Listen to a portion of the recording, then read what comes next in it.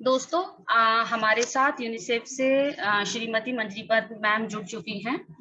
तो वैसे तो मैम किसी परिचय की मोहताज नहीं है, फिर भी मैं कोशिश करती हूँ कि मैम का मैं कुछ परिचय आप सबसे साझा कर पाऊँ, क्योंकि कुछ में साथी तो हम लोगों में से जानते हैं जो मैम के साथ जुड़े हुए हैं, क्योंकि मैम बहुत पहले से हमारे साथ जुड़ी हुई हैं। लेकिन कुछ साथी हमारे साथ नए हैं, जो जिनके लिए मैं मैम का परिचय कोशिश करती हूँ देने की। तो दोस्तों, दीपक बोलता नहीं, उसका प्रकाश ही परिचय होता है। ठीक उसी प्रकार आपका जो सहज स्वभाव है मैम, वही आपका अपने आप में एक संपूर्ण परिचय है। दोस्तों, हमारे साथ इस सत्र के लिए श्रीमती मंजरी पंत यूनिसेफ राजस्थान जयपुर से जुड़ी हुई हैं। आप पिछले 28 वर्षों से लगातार कम्युनिकेशन के क्षेत्र में काम कर रही हैं।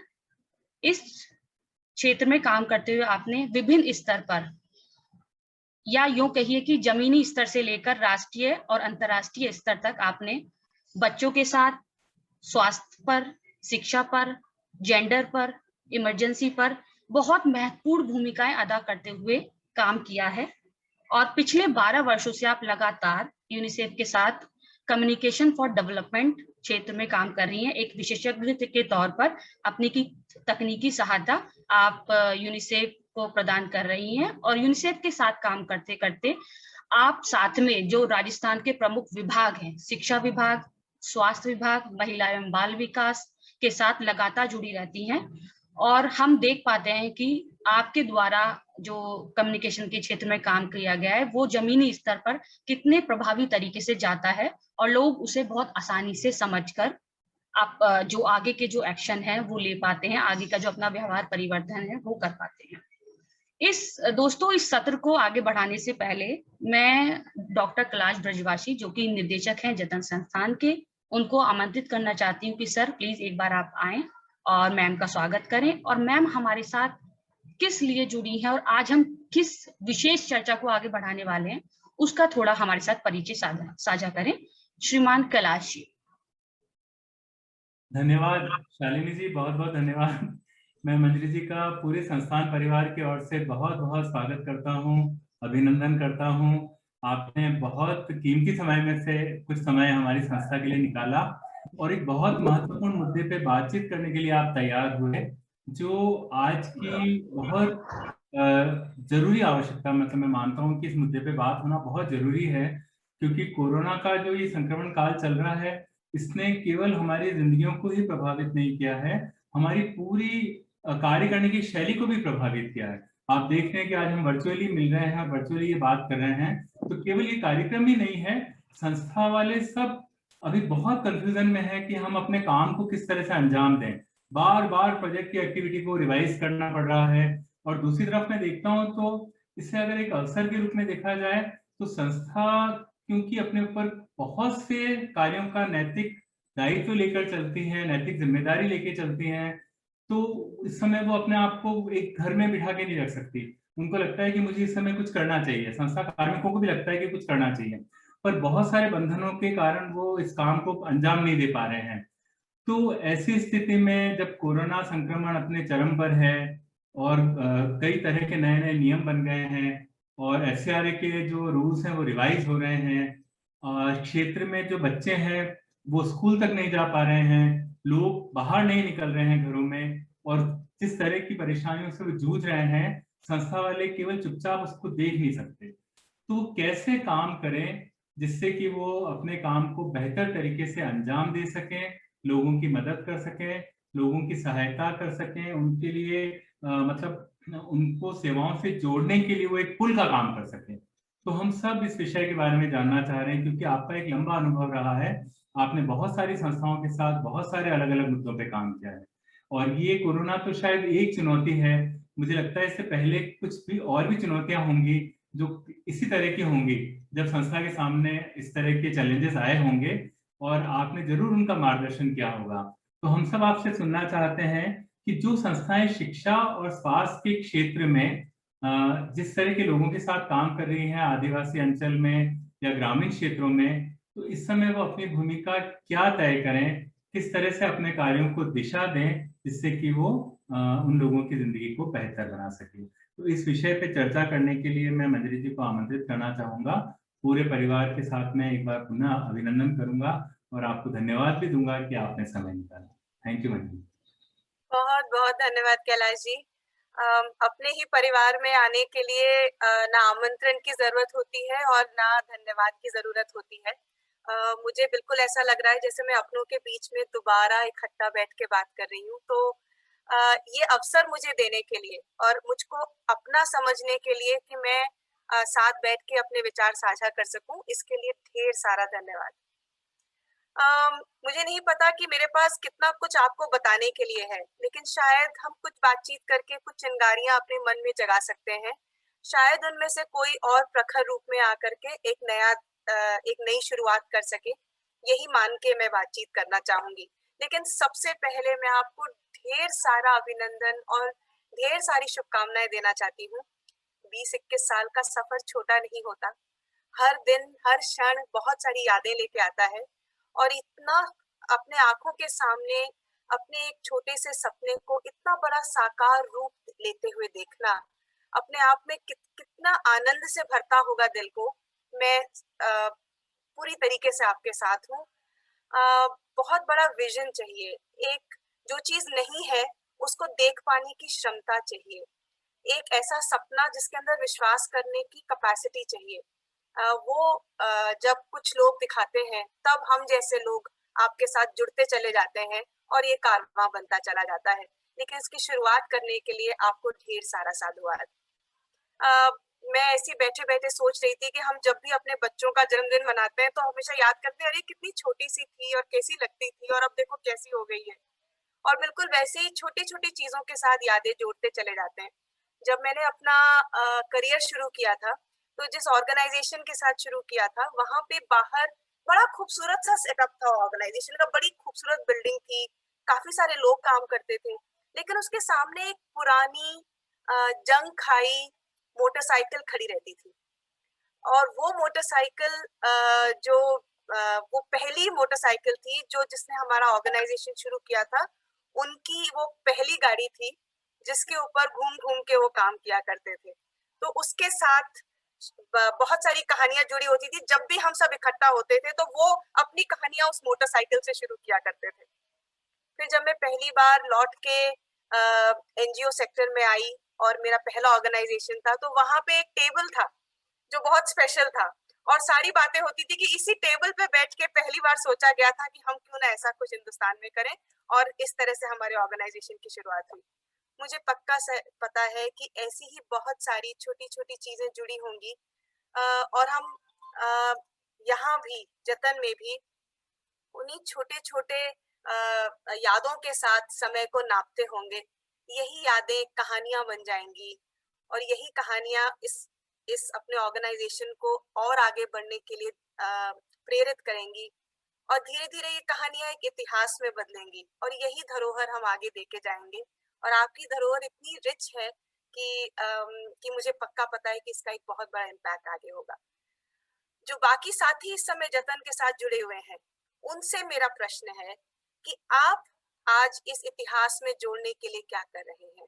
इस धरोहर में आप क्या जोड़ रहे हैं कि ये धरोहर और भी ज्यादा कीमती, और भी ज्यादा रिच, और भी ज्यादा प्रेशियस क्यों ना हो जाए? वो प्रश्न आज हम सभी के मन में है कि हम वो कौन सी अंजलि भर के अपना कंट्रीब्यूशन देंगे जिससे कि इसमें इस बदलाव में हम अपना नाम एक कहीं पे एक छोटे से कोने में लिखने के काबिल हो जाएंगे कि हम भी इस बदलाव का साथ थे। तो ये प्रश्न आज आपके सामने है। अब तक हमेशा मैंने देखा कि समय को हम अलग अलग तरीके से बांटते आए। मेरी माँ जब भी समय की बात करती है तो युगों की बात करती है कि एक सतयुग था, फिर द्वापर था, फिर त्रेता था और अब ये कलयुग है। हम जब बड़े हो रहे थे तो हम कहते थे कि हम स्पेशल जेनरेशन है, हमने दोनों मिलेनियास देखे होंगे। तो मिलेनियम का बदलाव विल बी द बेंचमार्क जिसके अगेंस्ट हम चेंज को देखेंगे कि हमने वो बहुत बड़ा एक मुकाम देखा कि जब एक मिलेनियम बदला और दूसरे मिलेनियम में आया। ये सारी कहानियां धूमिल हो गई जैसे ही कोविड हमारी दुनिया में आया। और सच मानिए, मुझे पक्का पता है कि आज के बाद जब भी बातचीत होगी समय की, तो उसे 2 ही भागों में बांटा जाएगा, कोविड से पहले और कोविड के बाद। इतना मैसिव, इतना बड़ा अंतर हम सबकी जिंदगी में अचानक से एक दिन टूट के आ जाएगा, वो भी एक इतनी छोटी सी चीज के कारण जिसको हम आंखों से देख भी नहीं सकते। शायद इसका विश्वास हमने कभी नहीं किया था, इसकी कल्पना भी कभी नहीं थी, लेकिन इसका प्रभाव इतना इतना मैसिव है, इतना बड़ा है और हमारे जीवन के हर आयाम पे है कि हम सोचने पे मजबूर हो जाते हैं कि यहाँ से आगे हम अपनी कहानी कैसे लेके चलेंगे। क्योंकि वेरी स्ट्रेंजली, जैसे अभी आप बात कर रहे थे कैलाश जी की, और भी क्या इश्यूज रहे हैं जिसपे हम अब तक हमेशा काम करते आए हैं। तो यूएन सेक्रेटरी जनरल ने 2020 की शुरुआत में, जब कोविड नया नया सा, हमें लग रहा था किसी काम का नहीं है, एक और चीज है, एक और बीमारी आएगी और चली जाएगी, उस समय यूएन के सेक्रेटरी जनरल ने कहा था कि 4 ऐसे शत्रुओं के सेनापति हैं, 4 ऐसे शत्रु घुड़सवार हैं, द एनिमी हॉर्समैन, जिनके ऊपर काबू पाना बहुत जरूरी है। और वो था एक तो जियोपॉलिटिकल टेंशन, कहने का मतलब कि ये जो राजनीतिक तनाव है, मतभेद है आज दुनिया में, जिसके कारण एक तरह का नेगेटिव कंपटीशन हो रहा है। एक सबसे बड़ी चुनौती, सबसे बड़ा शत्रु जो आज हमारे सामने खड़ा है, विश्व के सामने खड़ा है, वो है राजनीतिक मतभेद, जिसके कारण राष्ट्रों में, राज्यों में डिफरेंसेस हैं, मतभेद हैं और उसके कारण कॉन्फ्लिक्ट्स हैं, जिसके कि शांतिपूर्ण जिंदगी जीने के चांसेस कम हो जाते हैं। दूसरा उन्होंने कहा था क्लाइमेट क्राइसिस, ये जो जलवायु में परिवर्तन हो रहा है और जिसमें हम मानव प्रजाति जो सबसे ज्यादा कंट्रीब्यूट कर रही है, वो जो संकट हमारे सामने खड़ा हुआ है, वो एक बहुत बड़ा शत्रु है हमारे सामने, जिसका हम सबको साथ मिलकर मुकाबला करना है। तीसरा ये कि दुनिया भर में देखा गया कि जो ट्रेडिशनल इंस्टीट्यूशंस थे, जो ट्रेडिशनल संस्थाएं थी, जिनके आसपास जैसे जस्टिस के लिए या सब इकट्ठा रह सके एक प्लेटफॉर्म पे लाने के लिए, जो इंस्टीट्यूशंस हैं, उनके ऊपर लोग सवाल उठाने लगे थे, उनके ऊपर प्रश्न चिन्ह और अविश्वास उठने लगा है। तो जिन मूलभूत चीजों के ऊपर हमारे संसार की समझ बन रही थी, उन्हीं मूलभूत पिलर्स के ऊपर प्रश्न उठने लगे हैं, अविश्वास उठने लगा है और एक बहुत बड़ा शत्रु होगा इस अविश्वास को विश्वास में बदलना, बहुत जरूरी होगा। तो ये 3 चीज उन्होंने कही। और चौथी जो उन्होंने कही वो ये कि टेक्नोलॉजी, तकनीक हमारी जिंदगी की रियलिटी बन गई है और उसके बहुत सारे मेरिट्स भी हैं, बहुत सारे लाभ भी हैं, लेकिन उसका एक बहुत महत्वपूर्ण नकारात्मक असर भी है जो हमारे यहाँ पे टेक्नोलॉजी के कारण डिफरेंशिएट कर रहा है आज संसार को, कि कौन लोग तकनीक का इस्तेमाल कर सकते हैं और कौन लोग वो हैं जो उसका इस्तेमाल भी नहीं कर सकते या बल्कि तकनीक के कारण उनकी जिंदगी पर बुरा असर पड़ रहा है। तो इस तरह का एक अलगाववाद जो है वो इन कारणों से आ रहा है। अगर हम देखें तो हमारे यहाँ पे जो चुनौतियां हैं वो सभी इन चारों मेजर शत्रुओं से, इन्हीं चारों हॉर्समैन्स के आसपास से और ज्यादा एग्रीवेट हो जाती हैं। और जो हैव्स और हैव नॉट्स, जिनके पास सक्षमता है और जिनको वो सक्षमता पाने में और अभी मेहनत करनी है, इन दो के बीच में जो बड़ी सी खाई है वो इन चारों के कारण बढ़ जाती है। इन सब को एक अलग ही लेवल पे बढ़ाने का काम कोविड ने किया। इन सब के असर को और ज्यादा गहरा करना और इनके असर के और भी ज्यादा लेयर्स लगाना, और भी ज्यादा सतहों के ऊपर उसका इम्पैक्ट लाना, वो आज कोविड के कारण हुआ। इन सभी चीजों के कारण जो असमानता आज हमारे आसपास दिख रही है, जो बढ़ गई है, एक सामाजिक असमानता जो आ गई है हम सबके बीच में, वो बहुत बड़ी है। अब तक ऐसा होता था कि हम कहते थे कि जो लोग बहुत ज्यादा सक्षम हैं फाइनेंशियली, इकोनॉमिकली, जिनके पास ज्यादा ताकत है, उनमें और जिनमें बहुत कम ताकत है उनमें बहुत ज्यादा डिफरेंस है। इस बार हमने पाया कि मध्यम वर्ग भी बढ़ गया और जो रेंज है सत्ता की, वो बहुत बन गई। और सत्ता में मतलब मैं सिर्फ पोजीशन ऑफ पावर की बात नहीं करती, अपने जीवन के ऊपर निर्णय ले पाने की जो क्षमता और सत्ता है, मैं उसकी भी बात करती हूँ। उसमें भी अंतर और दुराव आ गया। सबसे बड़ा इम्पैक्ट कोविड का ये हुआ कि जो हम मान के चलते थे कि कम से कम मुझे मेरे अपने जीवन पे इख्तियार है, मुझे अपने जिन प्रियजन जो है, मेरे बच्चे, मेरे माता पिता, मेरा परिवार, जिसके ऊपर मेरा थोड़ा सा कंट्रोल है, थोड़ी सी मेरी क्षमता है कि मैं इनके जीवन में बदलाव ला सकती हूँ, इसके ऊपर प्रश्न उठने लगे बहुत सारे परिवारों में। एक जो दूसरा बहुत बड़ा इम्पैक्ट आया कोविड का, वो ये आया कि जो मानवीय अधिकार हैं, जिनको हम अब तक अपना अधिकार मान के चलते थे, उनके ऊपर प्रश्न चिन्ह उठाए। बहुत सारी जगहों पे उसके अंदर भी सवाल उठ गए कि क्या सच में ये अधिकार के रूप में हम देखने के लिए और एक दूसरे को देने के लिए सक्षम हैं या नहीं है, और इनके हनन को क्या हम एक शॉर्ट टर्म की अभी दिक्कत है इसलिए हम नहीं मान रहे, लेकिन वैसे तो हम बहुत भले हैं और हम मानवीयता को मानते हैं, लेकिन अभी ये कठिन परिस्थिति है, ये बदल जाएगी तो हम वापस से मानवीय अधिकारों को के ऊपर आ जाएंगे। ऐसी सोच सही है या गलत है, इसके ऊपर प्रश्न चिन्ह उठने लगे। तो अगर देखा जाए तो सामाजिक, कानूनी, नैतिक हर रूप में कोविड ने हमको सोचने के ऊपर मजबूर कर दिया है कि हम अपनी सोच को एक बार चेक करें। आप सब जानते हैं, मैं अपने जीवन में देख चुकी हूँ, जिंदगी में 1 या 2 बार मौके आते हैं जब हमारी परख होती है। हम हमेशा सोच के आते हैं, हमारा अपना एक अपने बारे में, मैं इंडिविजुअल बात कर रही हूँ उस समय, हर इंडिविजुअल का मेरा अपना एक इमेज है मेरे मन में। मुझे लगता है कि मेरे में ये स्ट्रेंथ्स हैं, ये वीकनेसेस हैं, और ये वो मूल्य हैं जिनके साथ मैं खड़ी हूँ। इससे ही मेरा कैरेक्टर बनता है, ये मेरा विश्वास है। लेकिन उस विश्वास को परखने के लिए मुझे लगता है जिंदगी में 1 या 2 मौके मिलते हैं, उससे ज्यादा नहीं मिलते। उस समय उस पत्थर पर जब हमें रगड़ा जाता है, तो हमारे जो मूल्य जिन्हें हम अपना मान के चलते थे, वो सच में खरे उतरते हैं कि नहीं, वो सच हमको पता चल जाता है, किसी और को बताने की जरूरत नहीं होती। उस एक क्षण में मुझे मालूम होता है कि जो मैं अपने बारे में सोचती हूँ वो कितना सही है, जिन मूल्यों को मैं अपना आधार मान के चलती हूँ, मैं क्या सच में उनको सच में पालन करने योग्य हूँ या नहीं हूँ। कोविड ने एज अ सोसाइटी हमें उस पत्थर पे ला करके रगड़ा और चेक करवाया कि सच में क्या रगड़ने पे अंदर से कुंदन, सोना निकल पाता है या नहीं। ये जो टेस्ट है, ये जो लिटमस टेस्ट के ऊपर हमें कोविड ने धरा, उसमें से किन चीजों पे, किन परखों पे हम खरे उतरे और किन के ऊपर हमें अभी और अधिक काम करने की आवश्यकता है, इसका अवलोकन करना बहुत जरूरी है। एक समाज की तरह भी हमारे ऊपर ये टेस्ट आया, जिसके अंदर हमने देखा कि एज अ सोसाइटी हम कितना बढ़े। अलग अलग देशों से अलग अलग कहानियां आ रही थी, अलग अलग राज्यों से अलग अलग कहानियां आ रही थी।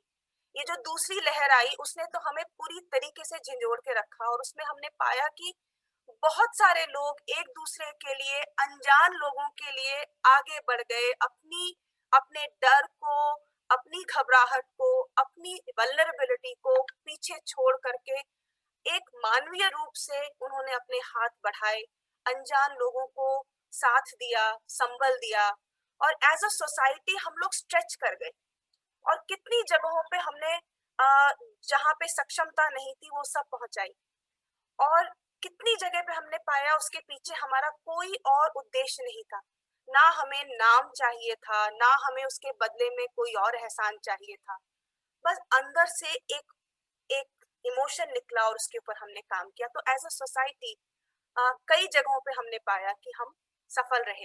वहीं पे कुछ सवाल ऐसे भी उठे जहाँ पे हमने पाया लोगों ने इसको भी एक अवसर का नाम दे दिया और एक अपॉर्चुनिटी की तरह देखना शुरू किया। तो ये एक दर्पण बन गया हमारे लिए कि हम जो मान के चलते हैं कि हमारी सोसाइटी जो है, हमारी संस्कृति जो है, वो एक प्रकार की है। इस दर्पण ने हमें बताया कि उस पिक्चर में कहाँ पे रंग अभी भी उतने ही सुंदर, उतने ही वाइब्रेंट या उससे ज्यादा वाइब्रेंट और पुख्ता है, और कहाँ कहाँ पे उन रंगों में धुंधलाहट आ गई है।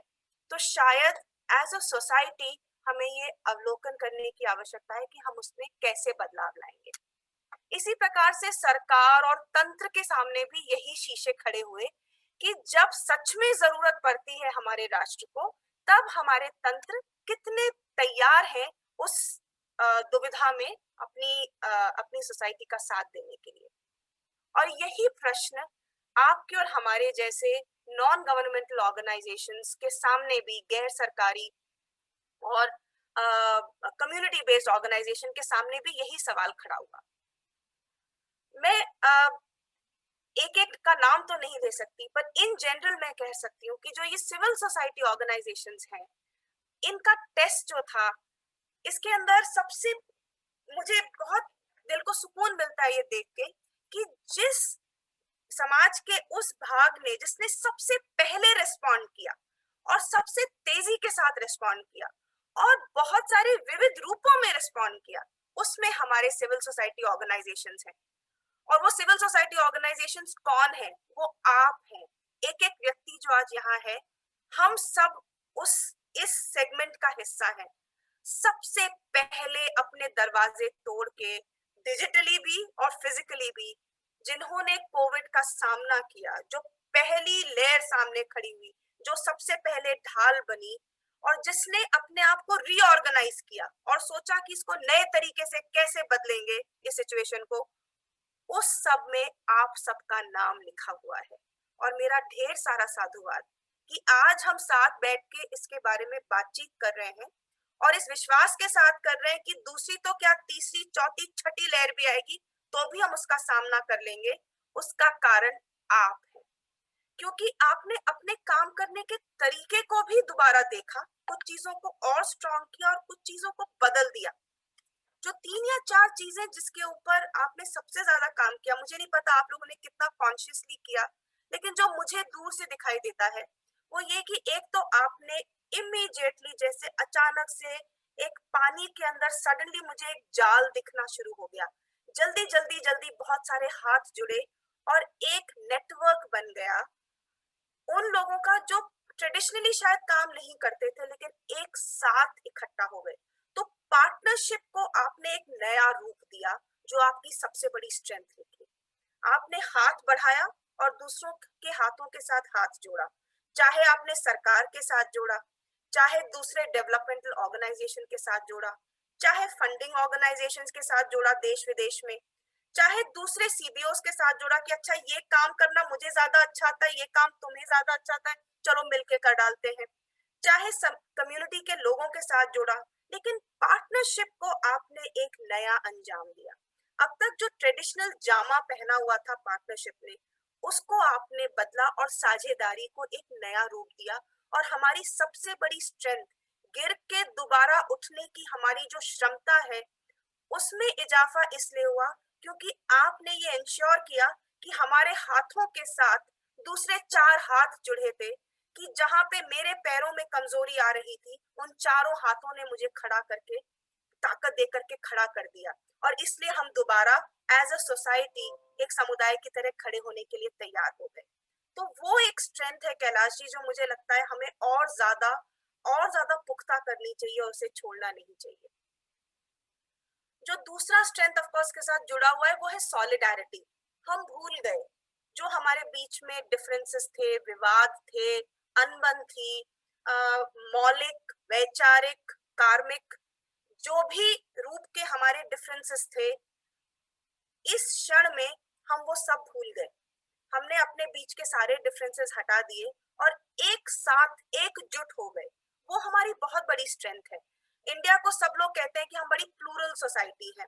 राजस्थान को सब लोग कहते हैं कि इसमें तो बहुत भिन्न भिन्न जाति जाति के लोग हैं, अलग अलग प्रकार के लोग हैं। कुछ लोग ऐसे हैं जो यहाँ पे बरसों से बसे हुए हैं, कुछ हैं जो बाहर से आए हैं, और कुछ ऐसे हैं जो एक जगह पे रुकते ही नहीं, हर जगह अपना डेरा बदलते रहते हैं, पैस्टरल्स हैं, चलते रहते हैं। तो हम सब अलग अलग जुदा जुदा बैकग्राउंड से आए, हम सबके विचारधाराएं अलग हैं, हमारे सामाजिक जो रूल्स हैं, प्रैक्टिसेस हैं, वो जुदा हैं, पर हम एकजुट हो गए। उसको जोड़ने का काम बहुत स्ट्रांगली आप जैसी संस्थाओं ने किया।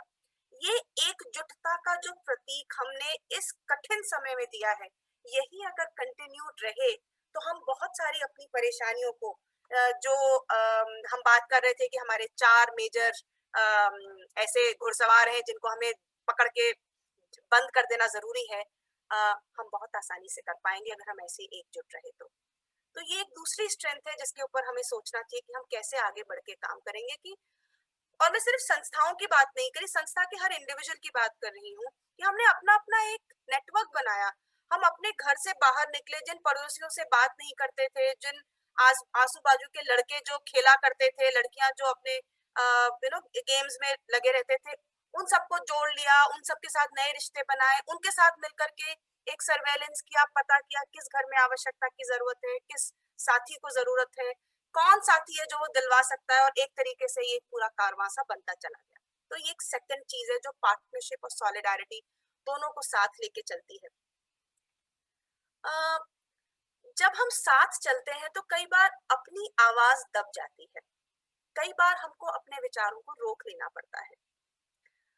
बहुत समय के बाद समझ में आता है कि अरे इस पूरे दौरान में तो मेरा अपना जो व्यक्तित्व था वो तो मैंने खो दिया, वो तो धूमिल हो गया, और अब पता नहीं मैं उस व्यक्तित्व को दोबारा कैसे जोड़ूंगी।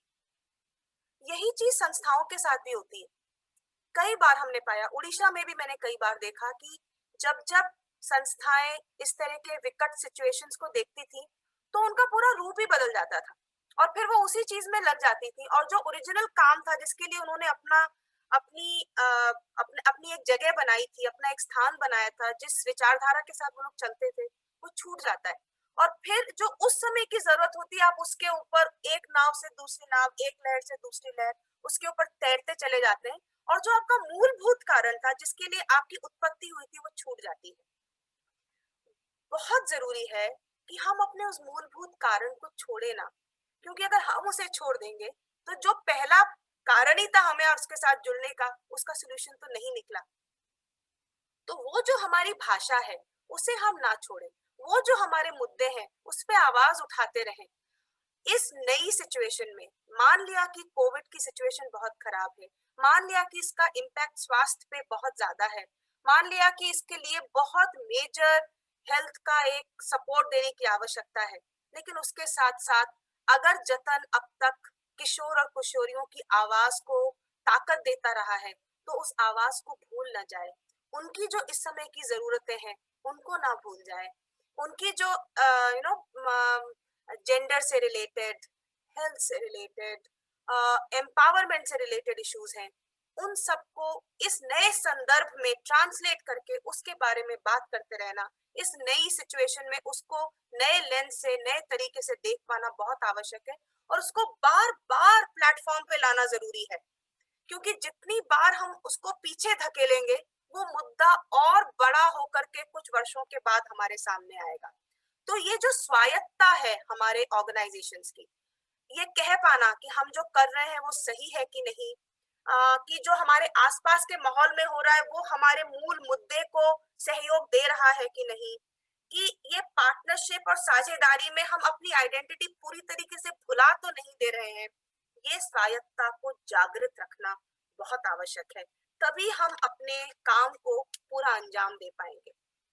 और जो चौथी स्ट्रेटेजी जो सबसे ज्यादा मैंने आपके ऑर्गेनाइजेशन में देखी वो है नवीनता की, जो बहुत काम की, क्योंकि उसी चीज को देखने का नया तरीका बहुत जल्दी उठाना था और उसको इन नए तरीकों को अपनाना बहुत आवश्यक था, क्योंकि खेल खेलने के सारे नियम बदल गए थे। हम जिस तरीके से अब तक काम किया करते थे वो सब कुछ बदल चुका है। तो ये नए नियमों को समझना और उसके हिसाब से अपनी स्ट्रैटेजी बनाना बहुत आवश्यक था। तो नई टेक्नोलॉजी को आप लोगों ने जिस तरीके से अपने काम में जोड़ा, क्योंकि टेक्नोलॉजी हमारा एक बहुत बड़ा रास्ता बन गई ज्यादा लोगों तक पहुंचने का। जिन शब्दों को हमने आज से पहले कभी सुना भी नहीं था, कभी सुना था अपने जूम का नाम आज से 1.5 साल पहले, आज हमारे जीवन का दूसरा हिस्सा बन गया है। तो टेक्नोलॉजी को आपने जितनी जल्दी अपनाया और उसको अपना शस्त्र बनाया, लेकिन उसको अपनी कमजोरी नहीं बनने दिया, क्योंकि जहां पे टेक्नोलॉजी नहीं रीच करती वहां पे आप रीच करते हैं, आपकी भावनाएं रीच करती हैं, उसको जोड़ना बहुत जरूरी था। तो टेक्नोलॉजी को अच्छे से इम्प्रूव करना, उसको एक नवीन तरीके से यूटिलाइज करना, ये हम सब ने सीखा और आपने उसमें बहुत बड़ा रोल प्ले किया। दूसरी चीज जो हमने पाई वो ये कि वॉलंटियरिज्म, लोगों ने आगे बढ़ के बहुत सारा अपना समय देने के लिए बहुत सारी एनर्जी दिखाई, बहुत सारी ऊर्जा दिखाई कि मैं भी कुछ करना चाहती हूँ। उस वॉलंटियरिज्म को, उस ऊर्जा को एक सही दिशा दिखा पाना और उसको एक इस तरीके से उसको चैनलाइज करना कि उससे सक्षम और अच्छे रिजल्ट्स निकल सके, वो एक बहुत बड़ा काम है जो आप जैसे ऑर्गेनाइजेशन को करना आवश्यक है, जो ना केवल संस्थागत रूप में बल्कि इंडिविजुअल रूप में, व्यक्तिगत रूप में भी हम कर सकते हैं कि जो हम अपने आसपास वो समय, वो एनर्जी, वो ऊर्जा देख रहे हो लोगों में, उसको किस प्रकार से जोड़ें कि जो हमारा मूलभूत ध्येय है उसके साथ वो जुड़ जाए और उसका एक सही रूप मिले, उनको भी सेटिस्फैक्शन मिले कि वो लोग, उन लोगों ने भी कुछ ऐसा किया कि जब वो लोग बूढ़े हो तो कह सके कि मैंने ये योगदान दिया था, और हमारा जो मूलभूत कार्य है उसको भी ताकत मिल सके। एक नई शब्दावली हम लोगों ने जनरेट की, इस बीच में नए नए शब्द सीखे, नई चीजें सीखी, लेकिन इस पूरी नवीनता के बीच में जो चीज हमें नहीं भूलनी है वो हमारे बेसिक मूल्य है। वो बेसिक मूल्य ऑफ केयर, एक दूसरे के लिए लागनी, एक दूसरे के लिए अफेक्शन जो हम कहते हैं, मिल के काम करना, एक दूसरे की देखभाल करना, वो ना भूलें, क्योंकि जहाँ पे ये ह्यूमैनिटी है, जहाँ पे हम इस कॉन्सेप्ट से आगे बढ़ते हैं वहां पे रिजल्ट्स आते हैं। इसी प्रकार से म्यूचुअल रिस्पेक्ट वो बहुत जरूरी है, चाहे कितने भी डिफरेंसेस हो काम करने के, और क्योंकि हम अभी स्ट्रेस में चल रहे हैं, क्योंकि एक तरह का तनाव है, तो डिफरेंसेस लाजमी है, लेकिन उसके बावजूद एक दूसरे के लिए रिस्पेक्ट ना खोए। और इंटेग्रिटी, हमारे अपने काम के लिए जो हमारा कोर इंटेग्रिटी है उसको हम ना छोड़ें, जो हमारे होने का कारण है उसको ना भूल जाएं। उसको भूल जाएंगे तो फिर ये पूरा उद्देश्य ही धूमिल हो जाएगा, फिर हम में और एक अपॉर्चुनिस्ट, एक अवसरवादी में कोई अंतर नहीं रह जाएगा। ये ही वो पत्थर है जिसपे हमें देखना है। और मुझे थोड़ी देर पहले हमारे साथी ने बहुत अच्छे से 3 शब्द दिए, और ये शब्द मैं आपसे मांग के एक बार फिर लेके जा रही हूँ, हर बार आपसे कुछ नया सीख के जाती हूँ। आपने कहा सेवा, समर्थन और सृजनात्मकता। यही 3 वो शब्द हैं जो हमारे काम को अंजाम दे सकते हैं इस समय में। तो ये जो स्ट्रेस है कोविड का, ये आज या कल में खत्म होने वाला नहीं है। ये एक तरीके से एक बहुत बड़ा एक शीशा है हमारे सामने, जो हमारे ही प्रतिबिंब को हमारे सामने खड़ा कर रहा है। जरूरी है ये मान लेना और ये समझ लेना कि जो एरियाज चमक रहे हैं, जो हेलोज हमें दिख रहे हैं, जो प्रकाश पुंज दिख रहे हैं, वो भी हमारे हैं, उसे भी उसी विनम्रता के साथ अपनाना है। और जो छोटे छोटे छेद या काले धब्बे नजर आ रहे हैं वो भी हमारे अपने हैं, और उनको ठीक करना बहुत बहुत आवश्यक है। हमेशा की तरह मैं जतन और आप सभी साथियों की ओर इस विश्वास के साथ देखती हूँ कि आप ही लोग ये रास्ता आगे दिखाएंगे, क्योंकि जो रैट रेस है, जो रेगुलर तरीका है, उस सब से हट करके अपने जीवन के ध्येय को चुन पाना एक पहला बहुत बड़ा स्टेप है जो आप ऑलरेडी ले चुके हैं। आपके हर कदम को बहुत ताकत मिले, बहुत ऊर्जा मिले, और इसी तरीके से हम एक दूसरे के एक्सपीरियंस से सीखते रहें। मेरी आप सबसे यही विनती है।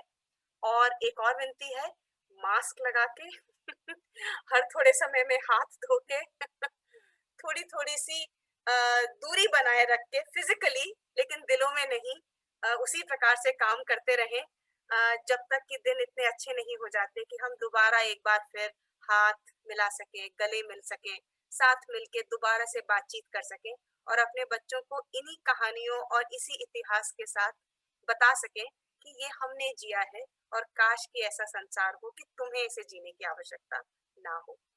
मैं यही रुकती हूँ, मैं तो बोलती चली जाऊंगी, बकबक करना मेरा काम है, मेरा नाम ही कम्युनिकेशन फॉर डेवलपमेंट का काम है, तो मैं यहाँ रुकती हूँ। कैलाश जी, आपके पास दोबारा से stage. Thank you ma'am, thank you so much. आपने जो एक हमें पारिवारिक एक ढांचे के अंदर जो बातें समझाई हैं, निश्चित तौर पर ही वो सारी बातें जो हमारे साथी भी जुड़े हुए हैं वो समझे होंगे। शुरू में जो आपने एक मैम जो एक बेस बनाया, एक हमारे लिए पथ का जो आगाज किया है, वो हम समझते हैं। और जो आपने जो 4 शत्रु मेन बताए, वो कहीं ना कहीं हाँ हम समझते हैं कि वो बहुत ज्यादा कोर थे, लेकिन उसको हमने उसके साथ लड़ते हुए किस हिसाब से, चाहे वो शत्रु हमारे राजनीतिक तनाव रहा हो, चाहे जलवायु परिवर्तन रहा हो, जो हमारी मूल संस्थाएं हैं उनके साथ हमारा जो विश्वास है वो कहीं डगमगाया हो, और तकनीकी जो बात करी आपने वो सच है, उसके साथ हमारी हमेशा लड़ाई रहती ही है। उसके चारों के होने के बाद भी हमने किस एक साथ मिलकर, किस रणनीति के साथ ये जो समय पिछले 2 सालों से हम सभी फेस कर रहे हैं कोरोना का, उसके साथ हम बहुत बेहतर ढंग से लड़े, एकजुट हुए और आगे बढ़े। ये एक आपका बहुत अच्छा संदेश और आपका ये जो बहुत अच्छा आगाज आज इस पूरे दिन का। मैम अगर आपकी इजाजत हो तो मेरे पास कुछ प्रश्न आए हैं लोगों के, जो अगर आप कहती हैं हाँ तो मैं आपके समक्ष रखना चाहती हूँ। जी मैम। जरूर शालिनी। जी मैम। तो मैम मेरे पास जो पहला प्रश्न है वो बहुत, आप उससे रूबरू हैं और बहुत जो लोग आपके साथ बहुत इंटेंसिव काम कर रहे हैं वो समझते हैं कि कितने बड़े स्तर पर इसके साथ काम हो रहा है। लेकिन अब ये जो हम प्रश्न की बात कर रहे हैं वो हम अभी हमारे सभी साथियों की तरफ से है कि मैम ये जो पिछले 2 सालों से हम कोरोना से जूझ रहे हैं, ये जो पैंडेमिक है, इसने सबसे ज्यादा अगर किसी को हिट किया है तो वो है बच्चे। सबसे ज्यादा अगर कोई अकेला फील करा है, जिनके साथ हो सकता है कि पेरेंट्स पूरा समय नहीं दे पाए हों, तो वो है बच्चे जो अपने दोस्तों से छूट गए हैं, अपना स्कूल छूट गया, अपने टीचर छूट गए, वो है बच्चे। तो मैम शिक्षा को लेकर बच्चों के ऊपर जो ये मानसिक स्वास्थ्य पर ये जो सारा असर गंभीर रूप से पड़ा है, इसके बारे में हम आपसे जानकारी चाहते हैं, विचार चाहते हैं कि हम एज ए संस्था, एज ए ऑर्गेनाइजेशन ऐसे क्या एक की कुछ मुख्य उपाय अपना सकते हैं कि हम कुछ हद तक तो इस पर पार पा सकें इस मुद्दे पर। मंजी मैम। शालिनी सच कह रही हो, कोविड का असर यूं तो सभी पे हुआ, लेकिन अलग अलग रूपों में हुआ। लेकिन जो सबसे ज्यादा कमजोर थे उनके ऊपर उसका असर और भी ज्यादा हुआ। जो सबसे बड़ा इम्पैक्ट कोविड का है वो ये कि असमानता की धाराएं बहुत ज्यादा बढ़ गई। जिनके पास पहले से ही, जिनकी आवाज बहुत ऊंचे तक नहीं पहुंच सकती थी, कि जो लोग इनविजिबल काउंट हो जाते हैं, उनका असर, उनके ऊपर सबसे ज्यादा असर पड़ा। और डेफिनेटली हमारे बच्चे इसके लिए बिल्कुल तैयार नहीं थे, और इसका इम्पैक्ट बहुत सॉलिड हुआ, हर तरीके से हुआ। पेरेंट्स के ऊपर जो असर पड़ा, उसका इम्पैक्ट बच्चों पे सबसे पहले आता है, क्योंकि सबसे निरीह और सबसे छोटे घर में बच्चे ही हैं। तो जब मेरा मन में कोई स्ट्रेस हो, टेंशन हो, तो उसका सबसे पहला इम्पैक्ट, उसका सबसे पहला एक्सप्रेशन बच्चों के ऊपर होता है। वहां से शुरुआत हो जाती है। अपॉर्चुनिटीज कम हो गई। जो सबसे बड़ा इम्पैक्ट होता है बच्चों के ऊपर वो है सोशलाइजेशन का। अब तक ऐसा था कि बच्चे अपने परिवार में सबके साथ हिलते मिलते थे, अपने दोस्तों के साथ समय बिताते थे, अपने परिवेश में घूमते थे खुल के, और उस परिवेश से और इस साथ से वो लोग एक दूसरे से बहुत कुछ सीखते थे। डेवलपमेंट का एक बहुत बड़ा अपना इमोशनल डेवलपमेंट, भावनात्मक, सामाजिक और ऑफ कोर्स नॉलेज, हर तरीके से जो डेवलपमेंट है वो इस तरह के इंटरेक्शन पे बहुत ज्यादा डिपेंडेंट है। और सडनली हमारे बच्चों का वो इंटरेक्शन कंप्लीटली बंद हो गया। उनका घर से बाहर जाना बंद हो गया, अपने दोस्तों से मिलना बंद हो गया, स्कूल बंद हो गए। तो जो दूसरे लोग थे जिनका उनके ऊपर सबसे ज्यादा प्रभाव पड़ता था वो तो बंद हुआ ही। घरों पे भी हमने उनको कहा कि दादा दादी के पास मत जाना, कहीं ऐसा ना हो कि तुम्हारे कारण दादाजी की तबीयत खराब हो जाए। तो परिवार के अंदर भी डिफरेंसेस आ गए, तो डिस्टेंसेस आ गए, नॉट डिफरेंसेस, दूरियां बढ़ गई। और इस दूरी का असर हमारे बच्चों पे बहुत ज्यादा पड़ा। जो दूसरी चीज हमारे बच्चों ने देखी, जिसको हम अपने बच्चों से हमेशा छिपाते हैं, हम नहीं चाहते कि अचानक से उनको जीवन की बड़ी सच्चाइयों का सामना अनचिते में करना पड़े। हम में से कोई भी अपने बच्चों के साथ बीमारी, गहन बीमारी, हॉस्पिटलाइजेशन और मृत्यु, इन चीजों के बारे में हम कभी अपने बच्चों से बात नहीं करते, या कोशिश करते कि इसका सामना उनको अभी उनके जो कोमल केवल मानस पटल है उसके ऊपर इसकी रेखाएं ना पड़े, क्योंकि अभी अगर पड़ेंगी तो इसका बहुत गहरा असर पड़ेगा। अनफॉर्चुनेटली ये हमारे समाज की इस समय की रियलिटी थी, और हमारे बहुत सारे बड़ों के लिए भी, और खासकर हमारे बच्चों के लिए ये पहली बार उन्होंने बीमारी को इतने करीब से, डर को, सामाजिक डर को इतने करीब से और मृत्यु को इतने करीब से देखा। उसका असर डेफिनेटली उनकी मानसिकता पे पड़ा ही होगा। बड़े बड़ों की मानसिकता पे पड़ा है, बच्चों पे तो पड़ना लाजमी ही है। स्कूल्स बंद हो गए, जो सृजनात्मक तरीके से उनकी एनर्जीज जा सकती थी वो सारी कम हो गई।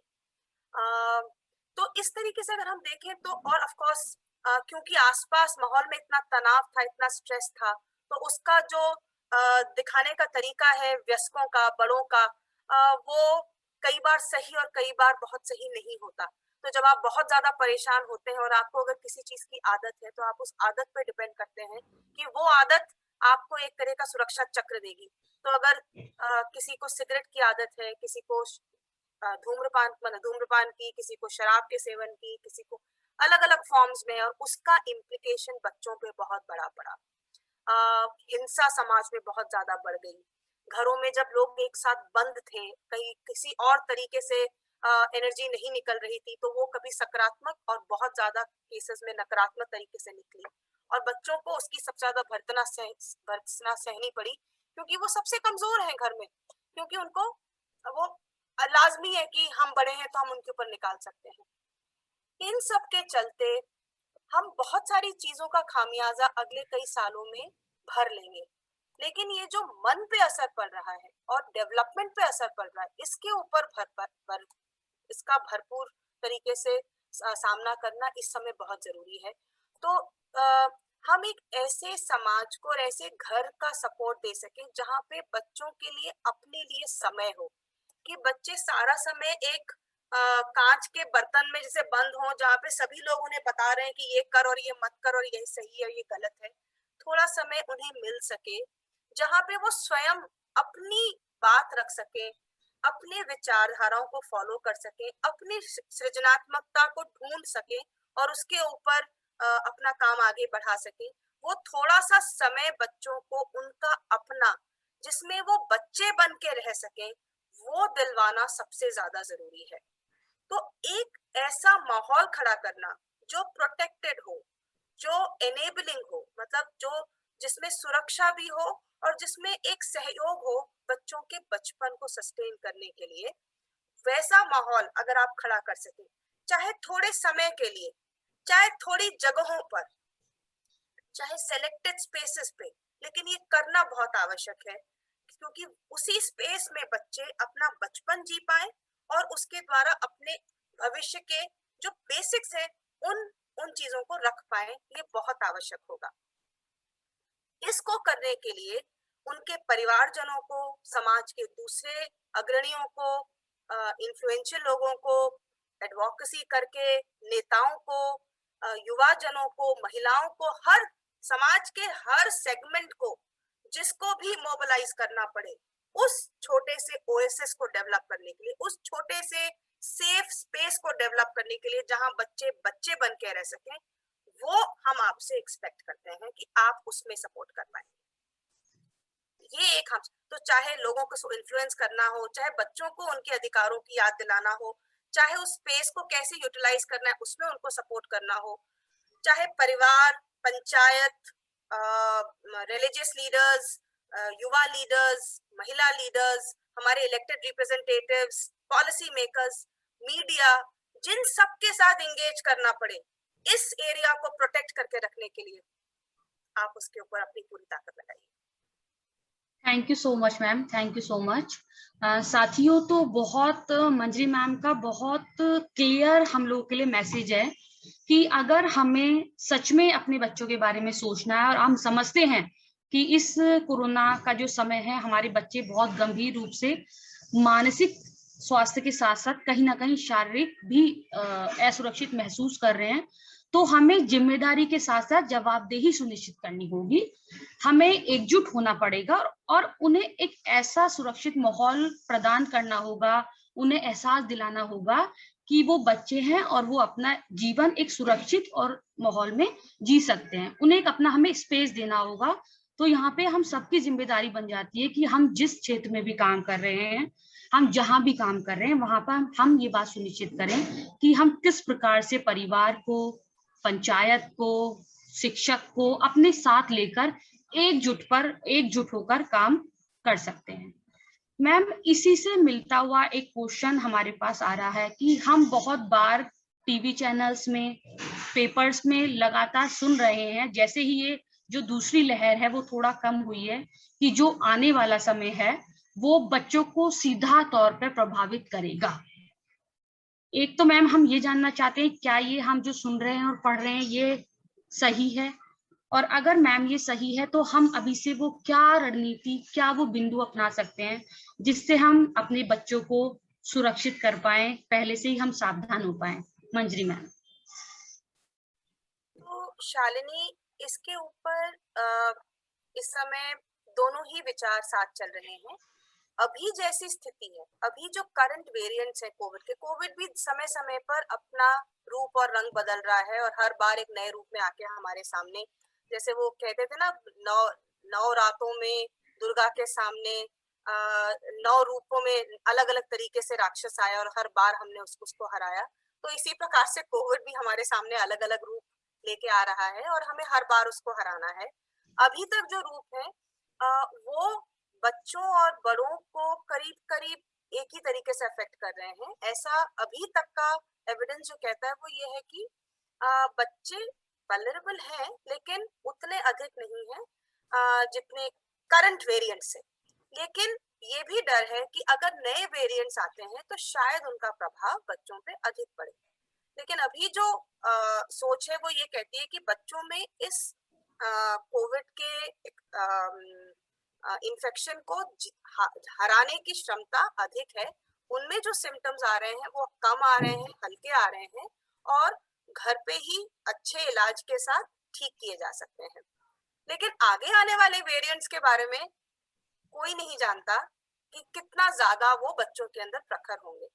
इसीलिए विश्व भर में अब तक तो हम 18 साल के ऊपर की ही वैक्सीन के ऊपर काम कर रहे थे। अब विश्व में कई राष्ट्र ऐसे हैं जो 12 से 18 साल के बच्चों के बीच में भी वैक्सीनेशन को टेस्ट कर रहे हैं ताकि जल्दी ही उनके लिए भी वैक्सीनेशन उपलब्ध हो जाए। लेकिन जब तक ये नहीं होता तब तक हमें अपने बच्चों को ये जो तीनों बिहेवियर्स हैं कि मास्क सही समय पे पहने रहना, खासकर बाहर आते जाते समय, हाथ धोना और सामाजिक दूरी बनाए रखना, और छोटे से छोटे लक्षण को जैसे ही हमें महसूस हो डॉक्टर को बताना, ये जो चीजें हैं इनका पालन हम अपने बच्चों को जरूर सिखा के रखें और विजिलेंट रहें कि ऐसा कुछ हो तो। और जो अगर हम सच में चाहते हैं कि हमारे बच्चे सुरक्षित रहें तो बहुत जरूरी है कि हम वैक्सीनेशन लें, क्योंकि अगर हमने टीका ले लिया तो हम सुरक्षित होंगे और हमारे कारण ये बीमारी हमारे घर तक नहीं आएगी। तो अगर आप सच में चाहते हैं कि आपके बच्चे सुरक्षित रहें तो स्वयं टीका लें और अपने परिवार के सभी जितने भी लोग इसके लिए तैयार हैं, 18 साल से ऊपर के हैं, उन सबको टीका दिलवाएं। Thank you so much ma'am. तो साथियों, बहुत एक साफ शब्दों का मैसेज है कि अगर हम अपने बच्चों के लिए गंभीर हैं और हम स्वयं के लिए भी गंभीर हैं तो बहुत साधारण जो सावधानियां बहुत शुरू से हमें बताई जा रही हैं कि हम मास्क लगाएंगे, हम हाथ को बार बार सैनिटाइज करेंगे, हाथ को धोएंगे, और अगर हमें कहीं शामिल होना भी है किसी से बात करने के लिए, कोई प्रशिक्षण के लिए तो, और किसी से चर्चा के लिए, तो हम दूरी बना के बात करेंगे, ये हम कोशिश करेंगे। और जैसा कि मैम ने बताया कि किस तरीके के से वेरिएंट, ये अलग अलग वेरिएंट्स में कोविड आ रहा है और किस तरीके की इसकी अगली अप्रोच रहेगी, अभी बता पाना मुश्किल है, लेकिन लगातार इस विषय पे काम चल रहा है और जब भी कुछ ऐसा आएगा, चेंजेस आएंगे, तो हमें विभिन्न माध्यम से इसकी जो जानकारी है वो मिलती रहेगी। Thank you so much ma'am. Ma'am, मैं अपने अगले प्रश्न की तरफ बढ़ना चाहूंगी। मैम, हमने बच्चों के साथ साथ कोरोना के काल में, इस महामारी के काल में देखा कि अलग अलग स्तर पे भेदभाव है, अलग अलग स्तर पर के साथ बहुत अलग तरीके की नाइंसाफियां हैं। जैसे मैं बात करूं कि महिलाओं के साथ अलग दौर गुजरा, ये हम पेपर में पढ़े कि जो महिलाओं पर जो हिंसा है वो इस दौरान काफी बढ़ी, जो किशोरियों के साथ जो भेदभाव है वो अलग स्तर पे बढ़ा, और बहुत स्तर पे बुजुर्गों को भी मैम हॉस्पिटल्स के बाहर और हॉस्पिटल्स में एडमिट करा के छोड़ दिया गया, और जो उनके केयर टेकर थे वो बहुत पता नहीं चल पाया। और मुख्यतः मैम जिन बच्चों के पेरेंट्स इस दौरान उन्हें छोड़ के चले गए, उनको भी बहुत रोज ही हम पेपर में पढ़ रहे हैं कि उनके केयर के लिए बहुत संस्थाएं आगे आ रही हैं, लेकिन परिवार जो है वो बहुत स्तर पर आगे अभी आता हुआ नहीं दिखाई दे रहा। तो इस जो ये भेदभाव है मैम, चाहे आप जेंडर के लेंस से हम इसको बोलें, चश्मे से हम इसको केयर के लेंस से देखें, तो आप इस पे मैम क्या कहना चाहेंगी, हमारे साथ क्या विचार आपके हैं साझा करने? अंजलि मैम। शालिनी, बहुत सही कह रही हैं आप कि कई जगहों पे यूं तो वैसे हमने जहां तक हो सका एकजुट होकर के इसका सामना किया है, पर फिर भी कई बार हमारे सामने ऐसे इंसिडेंसेस आए जहां पे भेदभाव हमें दिखाई दे रहा है, खासकर अलग अलग जातियों के साथ, अलग अलग धर्म के लोगों के साथ, डॉक्टर्स के साथ, सफाई कर्मचारियों के साथ, और भी अलग अलग रूप में हम देख रहे हैं। लेकिन अगर इसके पीछे जाएं तो सबसे बड़ा कारण इस भेदभाव का, जहां से इसकी उत्पत्ति होती है, वो है डर। लोग घबराते हैं, डरते हैं, और अपने आप को बचाने के लिए, अपने आप को प्रायोरिटी देने के लिए कई बार दूसरों के साथ ऐसा व्यवहार कर जाते हैं जिससे कि बहुत क्षति पहुंचती है, दूसरों के साथ भी और एक सामाजिक ढांचे को भी। तो बहुत जरूरी है कि हम जो वो मूलभूत डर है, उस डर को हटाएं, लोगों को ये याद दिलाएं कि हमारा दुश्मन ये एपिडेमिक है, उसका रोगी नहीं है, उसको ठीक करने वाला व्यक्ति नहीं है। हमारी दुश्मनी कोविड से है, कोविड के साथ जूझने वाले लोग नहीं है। ये इंश्योर करना बहुत जरूरी है। और जब जितनी बार हम ये रीटरेट करेंगे, उतनी बार ये क्लैरिटी आएगी कि हम सब एक ही तरफ हैं, हम सब एक साथ मिलके कोविड के अगेंस्ट हैं। ये इस चीज का प्रमोशन बहुत ज्यादा आवश्यक है, और इस बात को कि हम इकट्ठा हैं, इसको छोटे छोटे एक्शंस में दर्शाना जरूरी है। केवल विचार भर मान के नहीं रख लेना है, इसको अपने कर्मों में भी दिखाना है। तो अगर किसी को कोविड हुआ है और आपको उनसे डर लग रहा है, तो चाहे आप उनसे मिले ना, लेकिन फोन पे उनका हालचाल ले सकते हैं, उनके घर के बाहर उनके काम की चीजें रखवा सकते हैं। उन बच्चों पे जिनके साथ प्रताड़ना हो रही है, उनके साथ बातचीत करके, उनके माता पिता या उनके बड़े बड़े लोग का बात करके एक सही वातावरण निर्मित करवा सकते हैं। जहां जरूरत पड़े वहां एम्बुलेंस, कॉल सेंटर्स, हेल्पलाइंस, इन सब का कांटेक्ट करवा सकते हैं। इंश्योर कर सकते हैं कि जो सकारात्मक सोच है और सकारात्मक साथी है, उनका नंबर बढ़ जाए। जितना ज्यादा पॉजिटिव केसेस सामने आएंगे, तो वो सैलाब नकारात्मकता की तरफ न जा करके एक सकारात्मक मोड़ ले लेगा, और एक पॉजिटिव डिविएंस बनेगी। जो चीज हम देखना चाहते हैं, वो जब ज्यादा लोगों के बीच में दिखेगी, तो हम भी कोई गलत काम करने से स्वयं रुक जाएंगे, क्योंकि हमें पता है कि हमारे आसपास हमारे ही जैसे लोग हैं जो सही कार्य कर रहे हैं। हम भी उनके साथ काम करने के लिए, उसी प्रकार से व्यवहार करने के लिए प्रेरित हो जाएंगे। तो डर हटाना और ज्यादा से ज्यादा सकारात्मक जो कार्य है उनको बढ़ावा देना, ये दो कार्य हम इसके लिए कर सकते हैं। Thank you so much ma'am, thank you ma'am. हमारा आज का एक आखिरी प्रश्न है, वो हमारा आप स्वयं से है, आपसे, कि हर व्यक्ति के जीवन में अलग अलग तरीके के संघर्ष होते हैं। कोई उसको अपने हिसाब से ज्यादा आंकता है, कोई उससे पार ले जाता है, उसको लगता है ये तो छोटी सी बात है, ये संघर्ष उसके लिए वो संघर्ष होता ही नहीं है। तो हम आपसे जानना चाहेंगे कि आपके लाइफ में जिसको आप समझती हैं कि संघर्ष था, उससे आपने उसको लड़ा, और मंजरी कौन है? Thank you ma'am. बहुत ही डरावना प्रश्न है ये। काश की मंजरी जानती कि मंजरी कौन है। संघर्ष तो हम सभी के जीवन में आते हैं शालिनी, और कोई संघर्ष छोटा या बड़ा नहीं होता। हम सब अगर आंख बंद करके सोचें, तो वो एक पल ऐसा जरूर होगा जब लगता होगा कि दुनिया यहाँ थम गई, कि मेरी दुनिया यहाँ बिखर गई, कि अब इसके आगे जाने का कोई राह नहीं है, कि सब कुछ टूट गया। पर उस एक पल में जब वो आप उसके बारे में ज्यादा सोचते हैं, समझते हैं, अपने आप को दोबारा जोड़ते हैं और उसमें आपके कुछ साथी होते हैं जो आपका साथ देते हैं और आप दोबारा एक बार उठ के खड़े हो जाते हैं, तो उसके बाद वो आपकी जिंदगी का माइलस्टोन बन जाता है। फिर आपको लगता है कि अगर उस बार मैं खड़ी हो गई थी और दोबारा जिंदगी को के सामने अपनी चुनौतियों का लोहा लेने के लिए तैयार हो गई थी, तो आगे आने वाली चुनौती भी संभल जाएगी। इसमें क्या कौन सी बड़ी बात है?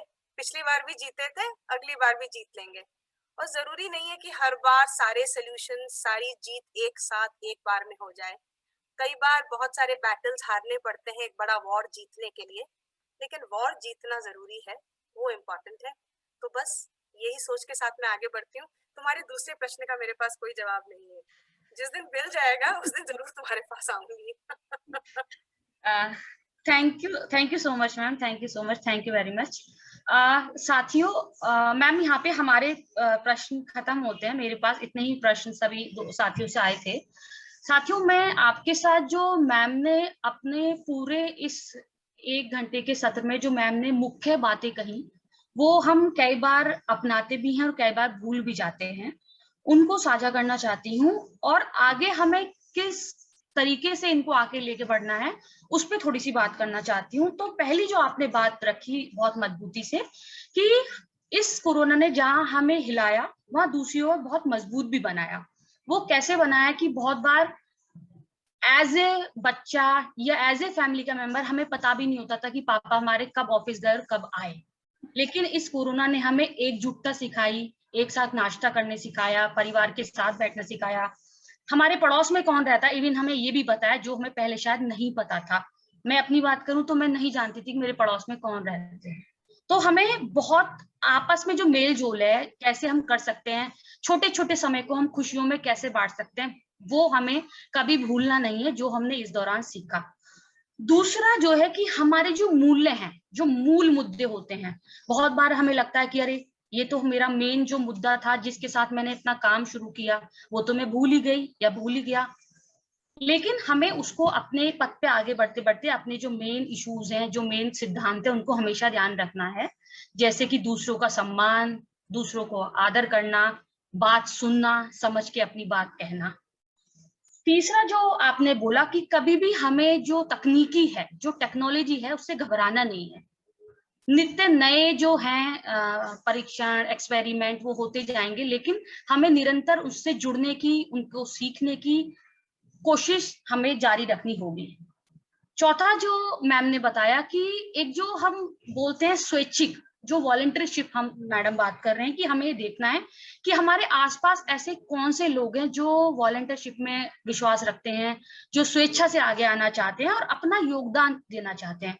हमेशा हमें ऐसे लोगों को साथ लेके चलना है, उनको चिन्हित करना है और उनका सहयोग लेना है। जिस सहयोग वो देना चाहते हैं, जिस तरीके के सहयोग की आप आशा रख रहे हैं, उनके साथ उनको साझा करना है और चर्चा करते रहना है। अगर हम ये सब अपने जो मूल्य हैं उनको ध्यान रखते हैं तो निश्चित ही हम जो आज इस सत्र में जुड़े हैं, हम उसका जो मूल्य, जो उसकी चर्चा थी, उसको हम समझ पाएंगे और अपने अंदर आत्मसात कर पाएंगे। अगर कहीं ना कहीं हम इन मूल्यों से डगमगाते हैं, हम इनको भूलते हैं, तो ये बात बिल्कुल भी गलत नहीं होगी कि हम एक अवसरवादी व्यक्ति कहला सकते हैं या हमें बोला जा सकता है। मैम, मैं आपको थैंक यू बोलूं, आपको इतना आपने जो समय दिया उसको मैं आपको धन्यवाद ज्ञापित करूं। इससे पहले मैं निर्देशक महोदय को बुलाना चाहती हूँ कि सर प्लीज आप अगर इसमें और जोड़ें और सहज तरीके से हमारे जो साथी हैं उनको बताएं और साथ में ही मैम को धन्यवाद ज्ञापित करें। Doctor Kailash Barwasi ji. Thank you Shalini ji, आपने तो बहुत अच्छी तरीके से अपनी बात रख ली है, मेरी जरूरत नहीं थी।